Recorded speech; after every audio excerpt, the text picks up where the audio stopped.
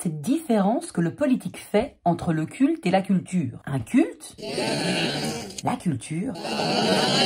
Alors que culte et culture, ça vient du même mot? Cultiver. Cultiver ne s'oppose donc pas à un culte. Bande d'incultes. C'est la cacophonie à tous les niveaux de pouvoir. C'est la cacophonie. Oui, vraiment une cacophonie à tous les niveaux de pouvoir. Quand on commence à parler culture, c'est d'abord pour parler des soins apportés à la terre et au bétail. Ensuite, on réduit le mot à la pratique elle-même, celle de soigner, veiller, protéger. Et enfin, par glissement de sens, on l'utilise pour parler des productions d'un esprit soigné. Les arts, les lettres, les sciences, bref. La culture, c'est du soin et des compétences. Tout ce qui fait défaut à la politique actuelle. Qu'est-ce que je vais devenir? Je suis ministre, je ne sais rien faire. D'où qu'on parlera d'une série culte, d'une œuvre culte. Et bien évidemment, de films de culte. Mais un politicien culte, ça n'existe pas. En politique, on parlera de culte de la personnalité. Ce que Albert Einstein qualifiait de toujours injustifié. Une chance. Le sens fin du ridicule ne suffira pas à remplacer la culture, disait Amiel. Parce que selon Malraux, sans culture, il n'y a pas de civilisation,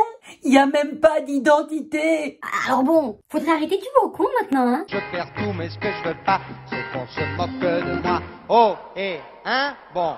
Qu'on s'entende bien, un concert, un spectacle qui devient virtuel. Ce n'est plus ni un concert, ni un spectacle, hein. C'est de la télé. Le préfixe télé, c'est la distance en grec ancien, ce qui est loin. La preuve. La télé-réalité. Il n'y a rien de plus éloigné de la réalité. Et ceux qui y participent seraient capables de comprendre ici... Quoi? Il y avait déjà la télé en grec ancien? Le Moyen-Âge, c'est avant ou après Jésus-Christ?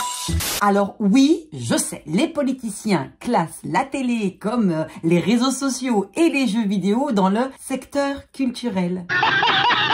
Et ils nous font ainsi gober que les pratiques culturelles seraient en hausse depuis le confinement. Ben alors du coup, c'est vrai, de quoi on se plaindrait? Oh, et, bon. Je me dois dès lors de vous rappeler que le mot virtuel, ça vient de virtus. La force, pour parler de ce qui existe sans se manifester. Ce qui est un tour de force, en effet. Mais c'est l'opposé de la définition même des arts de la scène. Le virtuel représente un pharmacone à ces métiers, c'est-à-dire à la fois un remède forcé et un poison. Force est de constater que si le culturel dérange, c'est peut-être parce que... c'est le seul capital qui ne s'acquiert ni grâce à papa, ni par des manigances. Il faut du goût pour se l'approprier. Alors, suivant Victor Hugo, il vient une heure où protester ne suffit plus. Après la philosophie, il faut l'action. Je propose donc que l'on se lance dans les ministres virtuels. Bah, ça pourrait pas être moins efficace et ça coûterait nettement moins cher.